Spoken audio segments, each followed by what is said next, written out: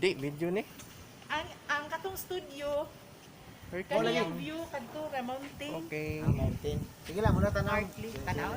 Tanaw lang siya. Okay, kasi planong lain. Tanaw.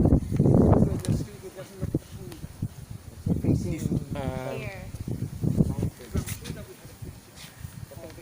This is Marco Polo Residences in Lahog. Amenity Here. picture. See. Not facing the pool. So still check na lang. Nothing. See. Gusto siya.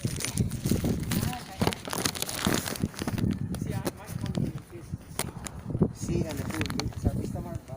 Marco Polo. Ang dungaw nimo sa iyang unit. Pool niya. Swimming pool. Here. Ang sa kilid makita to nimong clubhouse. I can see the whole of See. the whole of Tonto in Ghana.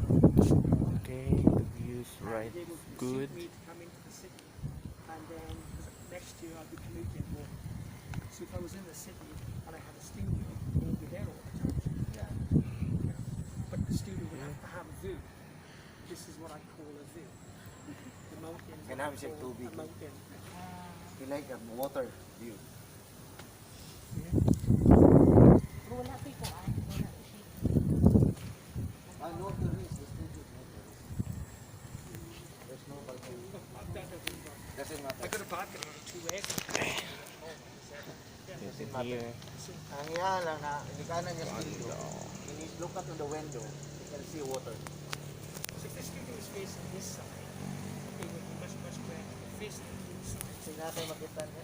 Okay. And I want to educate you as well.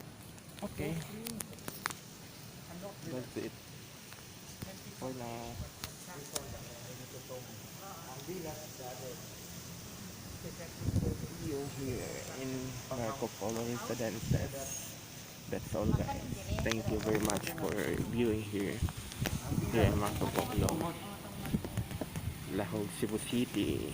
Babush, guys.